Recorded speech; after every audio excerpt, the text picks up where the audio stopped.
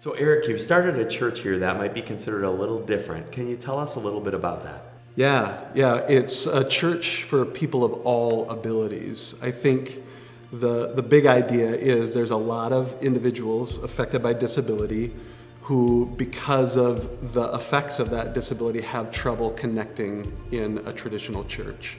You know, there are some estimates that say as many as 70% of people with a significant disability don't attend worship because of the effects of their disability. So they may have a movement or a sound that just might not fit in a traditional worship gathering. And we created a church from the ground up, planted a church specifically for individuals like that and their families. So Eric, you used some kind of unique language there about all abilities. Can you tell me a little bit more about that? Yeah, that's language that we use here, and it's somewhat unique. We used to say people with and without disability, and that just seemed like a mouthful. So we kind of talk about people of all abilities, because the vision of the church is not just specifically a church for people affected by disabilities, but it's a church that really kind of covers the gamut of people of all abilities. So we have families here that have no visible disability in their family at all, but they just love the vision of a church like this and they want to be a part of it. So that's what that all abilities means. Okay. So Eric, has that worked? Tell me a little bit maybe about the kind of people you're reaching. Yeah, indeed it has worked. We planted the church about 7 years ago, and there was about 15 people that gathered for worship, and most of them were residents that live right here at Benjamin's Hope, because this is a residential facility for disabled adults. But as we've grown, we've really reached the community. So we have people here from childhood, young children, all the way through people who are aging, and really everywhere in between. And it really is a congregation of all abilities. So how has it made a difference? Yeah, probably the best way to capture how it's made a difference is just to tell you one story. And this is a story that could be multiplied lots of different times, but we'll call this mom Carrie, and her son we'll call Jake. And their story is they came to us, the mom just kind of at her wit's end with the effects of her son's autism. He's very significantly affected by autism, and with some significant behaviors, and had been so needing some community support. So even more than a church, they came to us just struggling and in need of housing and in need of community support.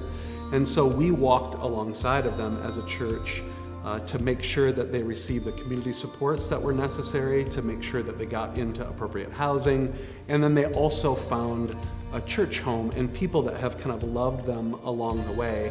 And that, I think, is just captures the identity of our church, like unique people and unique families with unique needs, with a unique church to walk through those needs. So Eric, our family is working on planting a church similar to the one here at Ben's Hope, but in Grand Rapids. Can you talk to us a little bit about what you think that looks like? Can it reproduce? Can it multiply? Well, for one thing, I'm just super excited that there's a church planter with a similar vision wanting to plant a church similar to the Church of Benjamin's Hope.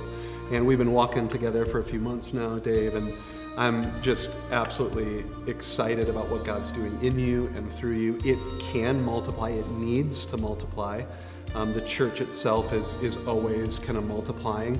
And really with the stated need of how many people affected by disability that aren't worshiping in traditional churches, because of that, there needs to be a church like this really in every community around this country and really around the world. Yeah. So absolutely Grand Rapids and beyond. I'm excited to walk alongside you through that and to kind of help you. When we started, there was no model really of a church like this. And so I'm just excited that you have a bit of a model to work from as you start that planting journey. Nathan, why do you think it's been important to have a church like Benjamin's Hope? What did you say the other day? Have people with all abilities, when especially here, our church, the midst of group regarding worship and science. Silence. That Is why being a church with all ability was especially important to me. Even though Nathan has differences, they're not obstacles to him connecting with Jesus and with one another, like the mission here at Benjamin's Hope, connecting people of all abilities with Jesus and one another.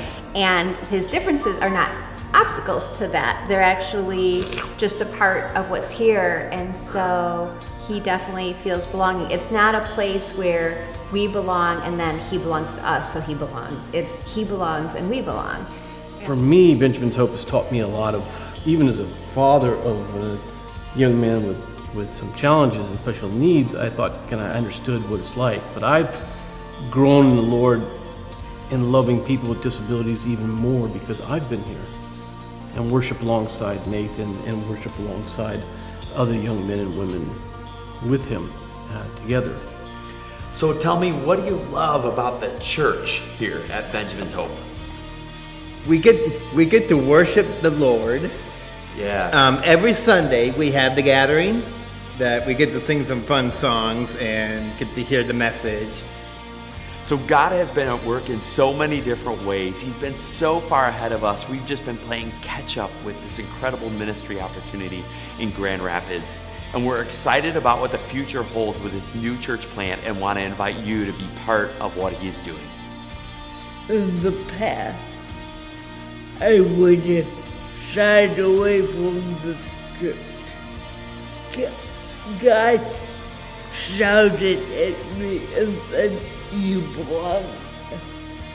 It's a place where all abilities are welcome. And I have open arms